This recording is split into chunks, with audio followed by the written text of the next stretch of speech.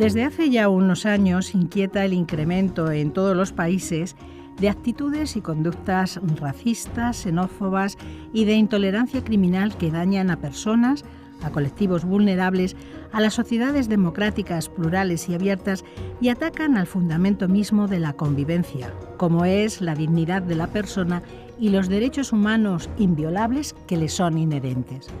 Cada día se hace más necesario educar en valores universales como son la libertad, igualdad, solidaridad, tolerancia, justicia y derechos humanos.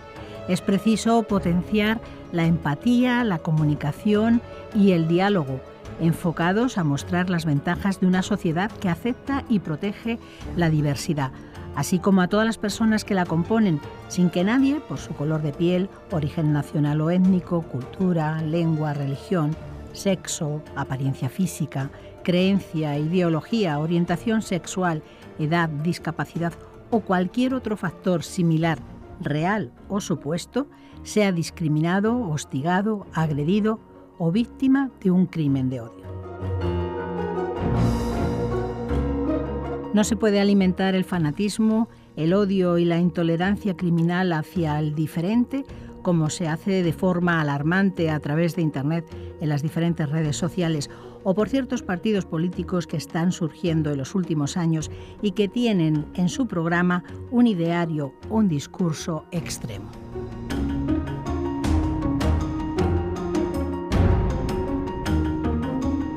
Nos ocupamos hoy en Sin Distancias del discurso de odio en los partidos políticos y para ello contamos con Carmen Quesada, profesora de Derecho Internacional Público de la UNED. Buenos días y bienvenida, Carmen. Buenos días.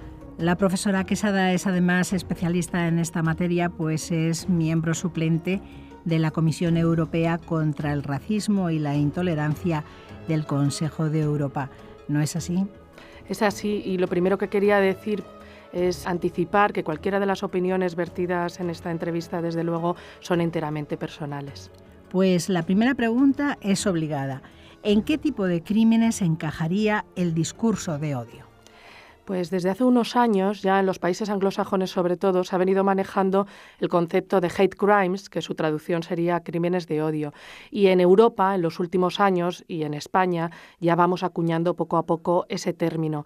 El discurso de odio encajaría en lo que se llama crímenes de odio. Y los crímenes de odio no son actos de discriminación, son infracciones penales que se dirigen contra una persona, contra un objeto, en razón de su pertenencia o afiliación a una raza, religión, nacionalidad, sexo, orientación sexual, discapacidad e incluso por motivos de su pobreza o condición social. De hecho, en los últimos años se ha venido dando un fenómeno que se llama aporofobia, que es el odio al pobre, y se ha atacado a pobres, indigentes.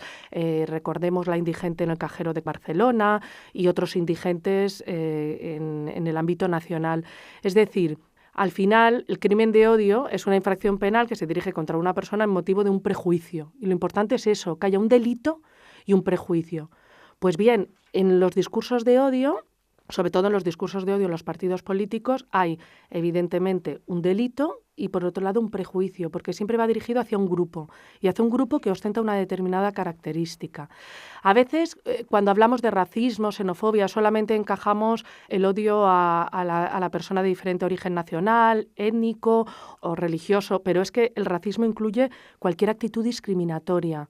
Y en la orientación sexual, el género, la discapacidad, la condición social, son los nuevos motivos que han aparecido en los últimos años, sobre todo en un contexto de crisis económica y en un contexto, en muchos casos, de desestructuración social. ¿Nos podrías poner algún ejemplo de crimen de odio? Sí, por ejemplo, si se realiza una pintada en la puerta de una mezquita, una pintada cualquiera, en principio sería un deslucimiento de bienes públicos, un delito, sin más.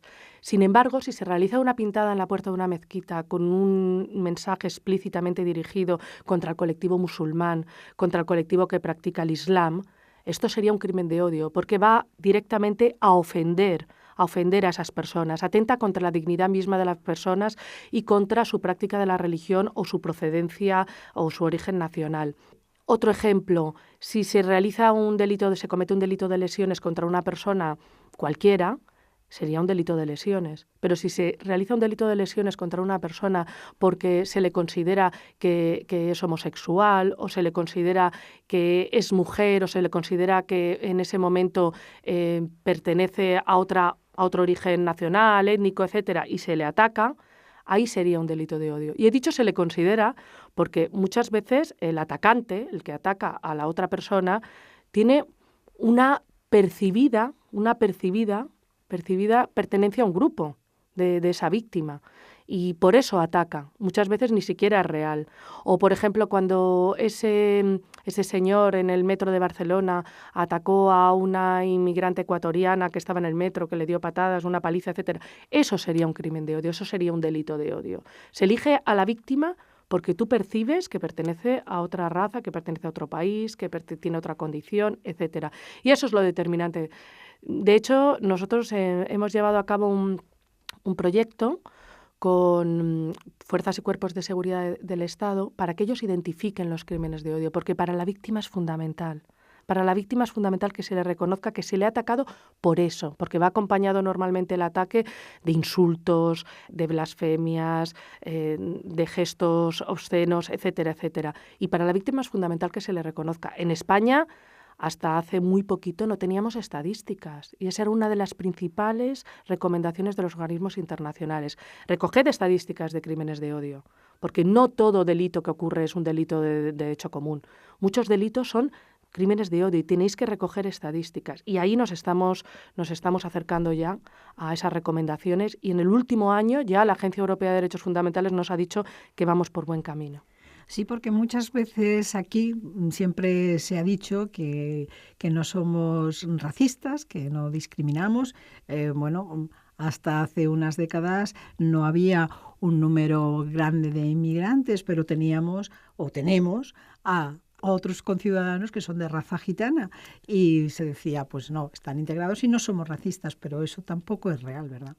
No, y de hecho la población romaní o población gitana es objetivo de atención prioritaria por parte de la Agencia Europea de Derechos Fundamentales, por parte del Consejo de Europa, porque existe verdaderas discriminaciones. Ahí podríamos hablar de que hay crímenes de odio en casos concretos. Por ejemplo, recuerdo unos incidentes que hubo en el sur de Italia contra gitanos, en los cuales la policía tuvo que actuar. Ahí serían crímenes de odio, pero en muchos casos lo que está siendo objeto de la población gitana o población romaní está siendo objeto de una discriminación, en muchos casos sutil. Vamos a entrar en el tema del que vamos a hablar, el discurso de odio y en concreto el discurso de odio en los partidos políticos, pero antes me gustaría que definiera qué es el discurso de odio. Claro, en este contexto en el que estamos hablando de crímenes de odio, hay una forma de crimen de odio que adquiere una particular relevancia, que es el tema del discurso de odio, porque alimenta precisamente ese sentimiento de odio. Y discurso de odio hay una definición que ya nos la proporciona el Consejo de Europa, que son todas aquellas formas de expresión que propagan, incitan, promuevan o justifican el odio racial, el odio xenófobo, el odio antisemita e incluso el odio fundado en este otro tipo de crimen que es el nacionalismo agresivo y etnocéntrico, porque los grupos neonazis y su resurgimiento en los últimos años está siendo preocupante, y también la discriminación y hostilidad ante minorías, migrantes, y de hecho el discurso de odio en los partidos políticos fundamentales es el que ataca a las minorías migrantes, al fenómeno migratorio que está inmerso en un país y en el contexto de crisis económica es muy fácil atacar al inmigrante con un discurso político para ganar votos de población extremista. Ese es en el contexto que se da en la crisis económica, en situación ante unas elecciones. ¿En qué contexto se da este discurso de odio y también en los partidos políticos? Sí. ¿Y de qué manera? Aquí me gustaría poner varios ejemplos, pero en principio, como ha mencionado, se produce el discurso de odio de los partidos políticos siempre en un contexto en el cual ellos van a querer ganar votos con una población que está especialmente sensible ante un paro alarmante, ante una situación de crisis económica, y la forma más fácil de ganar votos es atacando al colectivo inmigrante. Y me gustaría poner dos ejemplos, y como no puedo evitarlo, soy jurista, dos ejemplos fundados en dos sentencias, una del ámbito nacional y otra del ámbito internacional. El juzgado de lo penal número 2 de Manresa condenó a Plataforma per Catalunya por un discurso de odio de este partido político que era muy curioso, porque era un discurso en el cual, en plena campaña electoral, que ese es el contexto en el que se da, con un candidato electo, etcétera, este señor, el líder de Plataforma per Catalunya, construía un discurso irónico en el cual decía que lo que había que hacer era votar al PP y al PSOE porque estos dos partidos lo que hacían era amparar al colectivo inmigrante magrebí o musulmán en general, y que lo que había que hacer es votar a ellos, que les daban permisos de conducir gratuitos, que les daban todas las ventajas, mientras que el resto de la población nacional no tenía esas ventajas. Era un discurso irónico en el cual claramente se incitaba al odio contra ese colectivo, y el objetivo era captar votos para Plataforma per Catalunya. Esta sentencia, el juzgado número 2 de Manresa le condenó efectivamente a Anglada por un delito de provocación al odio del 510 del Código Penal. Y en el ámbito, por ejemplo, internacional, recuerdo una sentencia muy relevante del asunto Feret contra Bélgica, del año más antiguo, del año 2009, en el cual también el señor Feret, líder de un partido de extrema derecha, lo que hacía era decir que ellos iban a hacer desaparecer todos los centros de acogida de inmigrantes para convertirlos en centros en los cuales los belgas tuvieran su lugar de esparcimiento, que había que conceder el derecho de asilo solo a ciudadanos europeos y no los que vinieran de terceros estados diferentes a la Unión Europea. Un discurso también construido para alimentar el odio contra el colectivo de inmigrantes y, por supuesto, para ganar votos entre las personas de extrema derecha de su país. Ese es el contexto en el cual se da el discurso de odio en los partidos políticos. Es difícil, yo no sé cómo se puede diferenciar el discurso de odio del discurso impopular u ofensivo. No sé si es fácil esa discriminación, es saber qué es un discurso de odio o qué es un discurso, pues eso, absolutamente impopular, ofensivo, impresentable. Ahí está la clave justamente, porque esa es la principal dificultad. ¿Cómo distinguimos un discurso impopular, ofensivo, que simplemente es una adhesión ideológica a determinadas ideas que nos pueden inquietar, nos pueden ofender, porque puede atacar contra determinados colectivos o ser discriminatorias en cierto punto, pero que no llegan a traspasar la línea para ser discurso de odio? ¿Cómo diferenciar eso del propiamente discurso de odio? Pues aquí, una vez más, tenemos que acudir a jurisprudencia del Tribunal Europeo de Derechos Humanos, y para mí la cuestión está más o menos clara.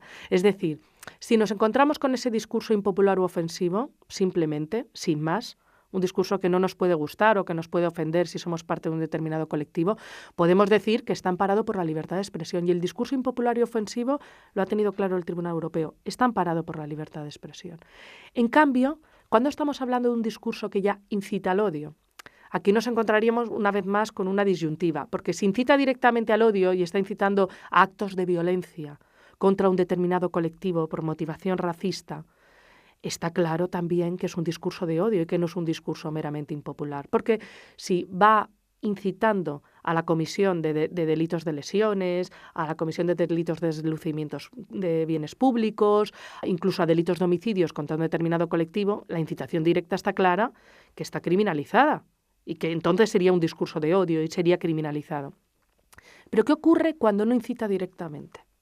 Es decir, no es un discurso impopular o ofensivo, que tú dices está protegido por la libertad de expresión, pero tampoco incita directamente. Por ejemplo, el ejemplo que había puesto antes de la sentencia en Bélgica, me parece que había comentado, se podía considerar a lo mejor un discurso impopular o ofensivo, pero sí, claro. ¿perseguía e incitaba realmente a la violencia o qué? Claro, la cuestión es que cuando no incita directamente, se puede incitar indirectamente y entonces sería un discurso de odio. Aquí yo creo que hay varios elementos que se pueden tener en cuenta, porque el incitar indirectamente es crear un clima hostil, de odio al inmigrante, y que puede repercutir al final en determinados actos delictivos contra el inmigrante. Esa es la cuestión. Pues yo creo que aquí lo que habría que plantearse es si el discurso plantea un debate de interés público, sobre el tema de la inmigración, por ejemplo, sobre cualquier otro tema sensible para la población, sobre todo en este contexto de crisis, como he dicho anteriormente, si contribuye al debate público o si por el contrario la idea del discurso es difundir ideas racistas, xenófobas, se hace en el contexto de una campaña electoral, se distribuye un panfleto, se hacen entrevistas al candidato electo en el cual esa difusión de ideas racistas es el objetivo principal. Pues aquí esa sería la pregunta que podríamos contestar. O bien incita directamente al odio, o si no incita directamente, ver si realmente es un discurso que promueve el debate público, de interés público sin más, o es un debate que incita al odio indirectamente en tanto el cuanto difunde ideas racistas o xenófobas. Porque la difusión de ideas racistas y xenófobas en sí misma ya es delictiva. Y en ese supuesto volveríamos a hablar de discurso de odio. Pero no es un tema fácil y, de hecho, la jurisprudencia internacional y nacional al respecto ha sufrido bastantes vaivenes en los últimos años. No, porque además, antes lo mencionaba también, ¿dónde está la libertad de expresión? En este caso, estamos hablando de partidos políticos, están en una campaña. Se supone, al final en una campaña parece que todo el mundo puede decir cualquier cosa. Y bueno, pues esa es la libertad de expresión. El acogerse a ese derecho puede llevar, sin embargo, a hacer un discurso de odio. Veo realmente difícil esa separación entre discurso, como decía, ofensivo, a que se pueda considerar un discurso de odio, ¿no? El punto de partida es que la libertad de expresión, por mucho que sea sacrosanta y que esté protegida en un Estado democrático y de derecho, no puede amparar todo. Es decir, la libertad de expresión no puede amparar un discurso que atenta contra la dignidad humana. Y aquí la jurisprudencia del Tribunal Constitucional Español, desde el caso Violeta Friedman y otros, ha sido bastante clarificadora y esclarecedora. Siempre ha dicho, la libertad de expresión no puede amparar un discurso que vaya en contra de la dignidad humana. Y esta es la clave, distinguir cuándo se va en contra de la dignidad humana, cuándo se provoca directamente un delito o cuando indirectamente se está creando un clima hostil que va a acabar provocando determinados delitos. Porque no nos engañemos, muchas veces los actos de hostilidad contra determinados colectivos están amparados por una previa alimentación por parte de partidos políticos, medios de comunicación, etcétera, de un lenguaje que es tóxico, de un mensaje que es tóxico y que está incitando al odio. Los actos de hostilidad no vienen dados por sí solos. Y cómo no hablar también de la difusión por medios cibernéticos. Y de hecho estos partidos políticos muchas veces se valen de esa vía cibernética para propagar este tipo de discursos. Y otros grupos neonazis, etcétera, están funcionando mucho con la vía cibernética.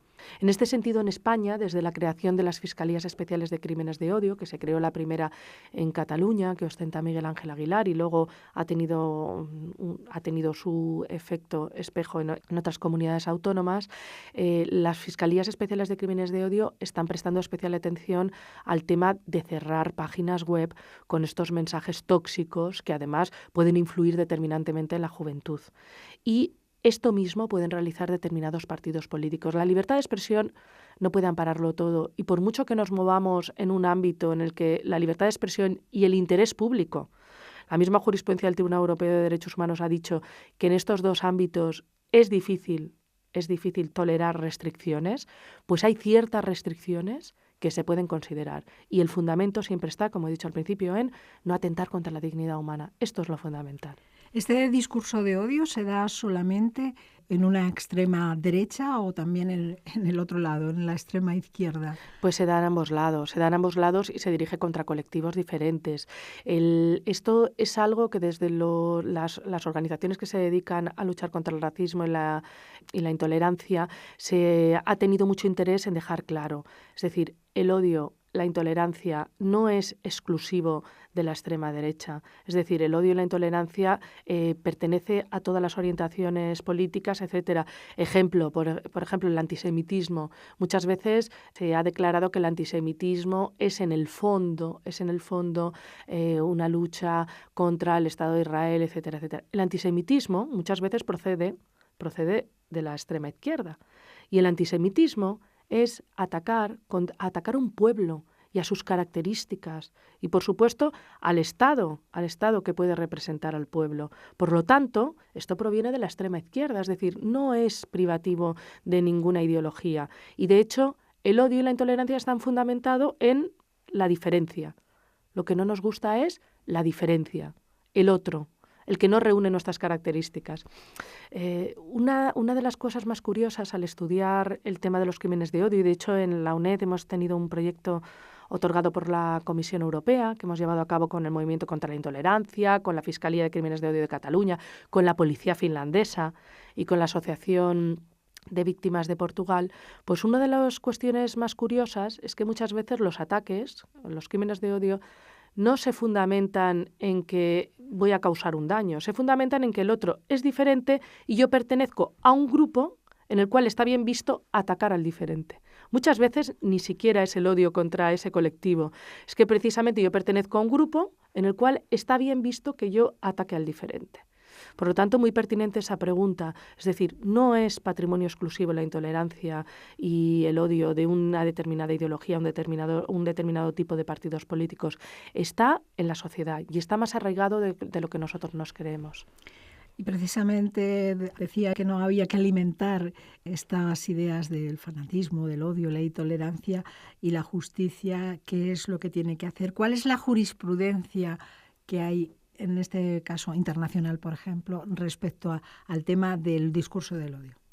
La jurisprudencia internacional yo creo que es la que nos da las claves para realmente determinar cuándo hay un discurso de odio. Y del estudio que hemos realizado en este grupo de trabajo de la UNED antes mencionado, hemos llegado a una serie de conclusiones que yo creo que pueden ser muy interesantes. La primera, el discurso de odio, dice la jurisprudencia, normalmente se da en un contexto electoral. Y esto hace agravar el tema del discurso de odio porque tiene mayor impacto, atañe al mayor número de gente, afecta a más personas. Normalmente es un cargo electo.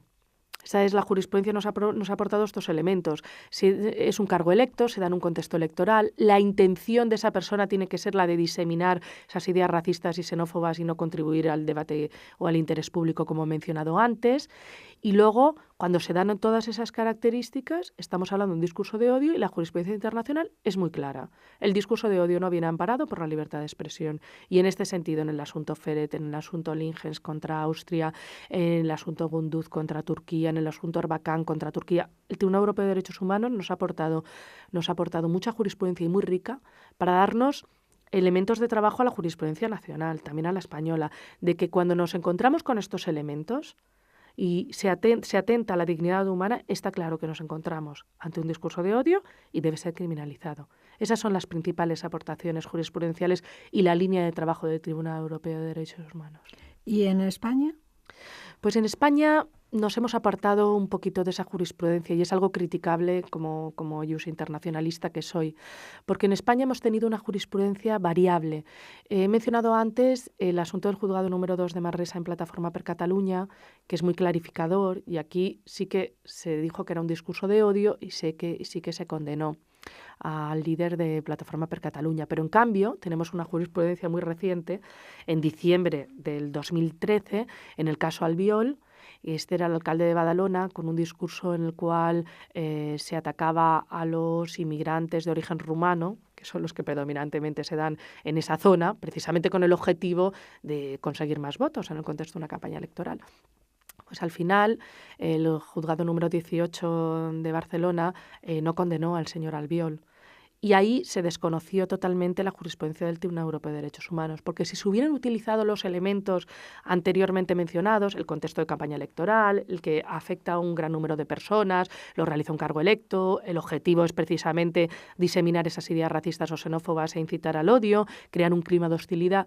Si se hubieran utilizado esos elementos de la jurisprudencia del Tribunal Europeo de Derechos Humanos, la conclusión, en mi modesta opinión, hubiera sido de condena al señor Albiol. Por lo tanto, la jurisprudencia española en algún aspecto nos hemos alejado de la jurisprudencia del Tribunal Europeo. Y qué no decir de dos sentencias del Constitucional, una del Constitucional y una del Supremo, en el asunto de la librería Europa, con ideología nazi, y en el asunto de la librería Calqui, en el cual se hizo predominar ante todo la libertad de expresión frente a unas librerías que estaban propagando ideas neonazis, racistas, xenófobas, claramente, desconociendo, por tanto, pues las recomendaciones internacionales. Yo creo que, modestamente, es mi opinión, en ese sentido nos estamos apartando. Y ya para concluir, profesora Quesada, Carmen, ¿cómo se podría atajar este fenómeno del discurso de odio, en este caso en el contexto de los partidos políticos? Pues el primer paso, y ya lo ha mencionado al principio, es el contexto de la educación, de la difusión de valores que sean universales, de valores fundados en la no discriminación y en la dignidad humana y en la igualdad de todos los seres humanos. Y en eso tenemos mucho que hacer la Universidad Nacional de Educación a Distancia, con investigaciones, con proyectos, etcétera. Y en segundo lugar, con la formación de fuerzas y cuerpos de seguridad del Estado, y ahí también hemos estado involucrados activamente, por cierto, con una respuesta fabulosa por parte de fuerzas y cuerpos de seguridad del Estado, tanto de Guardia Civil como de Policía Nacional y policías autonómicas. Una respuesta muy, muy favorable, y en eso llevamos años. Y, en tercer lugar, también con la formación de personales de la justicia. ¿Por qué? Porque son todos los actores que van a intervenir al final en controlar el discurso de odio en los partidos políticos. Por un lado, la propia sociedad, con la educación, diciendo este discurso de odio no es un discurso que yo voy a acoger. En segundo lugar, con la intervención de fuerzas y cuerpos de seguridad del Estado para atajar ese fenómeno. Y en tercer lugar, con sentencias decisivas por parte de la justicia nacional e internacional que puedan contribuir a ilegalizar determinados partidos políticos porque efectivamente construyen un discurso de odio que puede incitar a la violencia y que puede contribuir también a criminalizar determinados actos de ciertos partidos políticos porque constituye un discurso de odio. Esos son todos los sectores implicados en la sociedad. Sociedad civil, fuerzas y cuerpos de seguridad y sector de la justicia. Yo creo que ahí estamos todos en la misma labor. Pues también desde los medios de comunicación, que somos parte de la sociedad, por supuesto, estamos también para luchar contra ese discurso de odio. Profesora Carmen Quesada, muchísimas gracias por estos minutos que nos ha dedicado para hablar de este tema tan importante y que nos afecta a todos. Y espero contar con usted para otro programa, para seguir hablando de ello y ver cómo va evolucionando este tema, que esperemos sea para irlo erradicando. Muchas gracias, ha sido un placer.